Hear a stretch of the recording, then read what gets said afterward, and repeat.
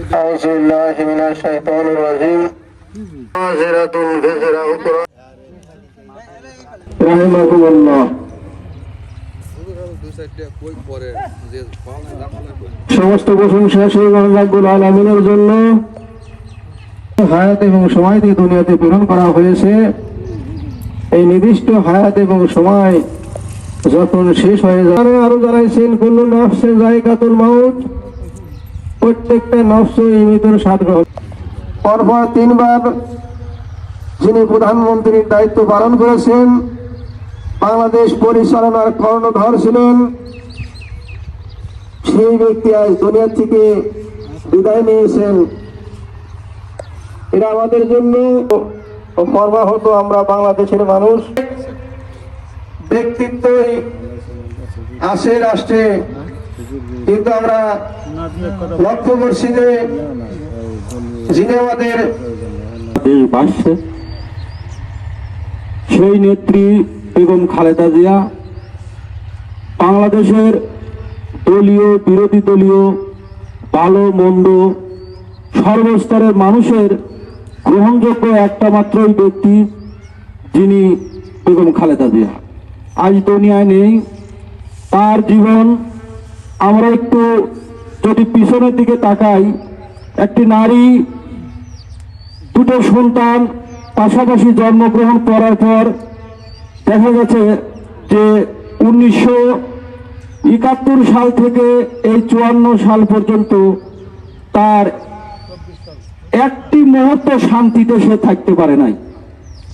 তাকে সব সময় তার উপর মানসিক চাপ দিয়ে, তার অশান্তি দিয়ে, তার বিভিন্ন কেস কাভারি এবং তাকে নির্যাতন নিষ্পেষণ কোনো জায়গায় তাকে বাদ দিয়ে রাখা হয় নাই। অথচ যদিও একবার 91 সাল থেকে 96 সাল পর্যন্ত বাংলাদেশ বিএনপি তিনি কারো উপর কোনো প্রতিশোধ নেন নাই। তো সেই নেত্রীর আজ গায়েবী জানাজা, সেই জানাজা উপলক্ষে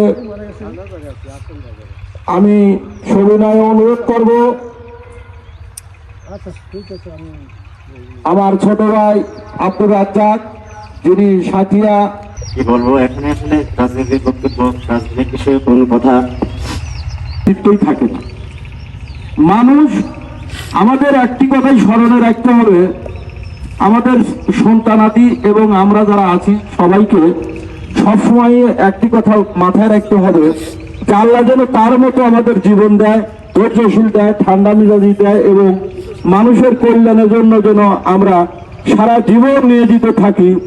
তো এ পর্যায়ে আমরা যে বিষয়ে এখানে সমাবেত হয়েছি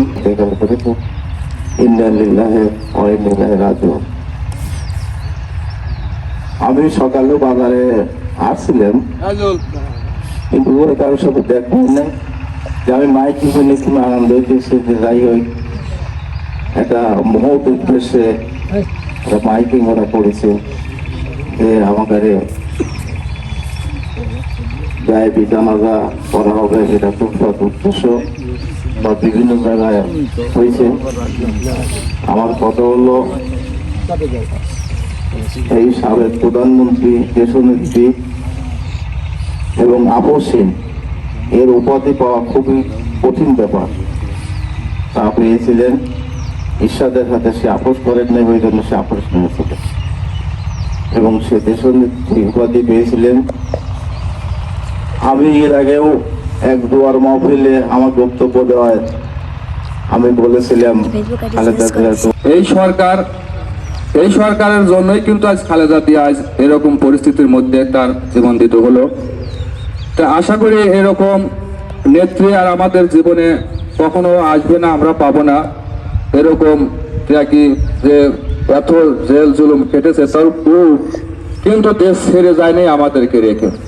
তাই আমরা একটা কথাই বলতে চাই এবং তারেক জিয়াকে সাহসও যোগাতে চাই, আমরাই তাদের পরিবার হয়ে তাদের পাশে থাকবো ইনশাল্লাহ এবং আগামীতেও থাকবো ইনশাল্লাহ। এই বলে আমার সংক্ষিপ্ত বক্তব্য আমি শেষ করছি। আল্লাহ হাফেজ। মরহুমা বেগম খালেদা জিয়া গায়েবী জানাজা অংশগ্রহণের জন্য আমি সবার কাছে অনুরোধ করব উনি দেশ ও জাতির জন্য কি করেছেন এটা প্রবীণ মানুষগুলো জানেন এবং তরুণ প্রজন্মও জানেন। উনি দেশ ও জাতির জন্য যা করেছেন একটা গুরুত্বপূর্ণ অধ্যায়। একটা মানুষ যখন ভালো শাসক থাকে। আসসালামু আলাইকুম রহমতুল্লাহি ওয়া বারাকাতুহু। সকলেই জানি এই কথাটা প্রতিনিয়ত আমরা শুনি, আমাদের কানে বাজে, আর এই মজলিসে আমাদের মাঝে মধ্যেই আমরা উপস্থিত হই। আজকে যার গায়েবানা জানাজানে আমরা যে উপস্থিত হয়েছি, ফেরদাউস নসিব করে। আমি এই পর্যায়ে সংক্ষিপ্তভাবে বলার জন্য বিলালী হুজুরকে অনুরোধ করছি। আসসালামু আলাইকুম ওয়া রাহমাতুল্লাহি ওয়া বারাকাতুহু। সম্মানিত হাজিরিন, সারা দেশবাসী জানাজায় শরীক হই।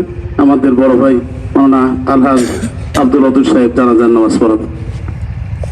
পায়ের নিচ দিয়ে দেখেন দাগ কাটা আছে, সবাই দাগের পর দাঁড়ায় সুন্দরভাবে। আর আজকের এই গায়েবী জানাজা পড়াবেন মাওলানা মোহাম্মদ আব্দুল ওয়াদুদ সাহেব। তুমি তো জানো, দীর্ঘদিন পরে হলেও, স্বাধীনতার দীর্ঘদিন পরে হলেও একজন মানুষ, একজন নেতাকে তুমি পাঠিয়েছিলে, সে ছিল জিয়াউর রহমান সাহেব। আল্লাহ তার স্ত্রী অনেক ভালো মানুষ।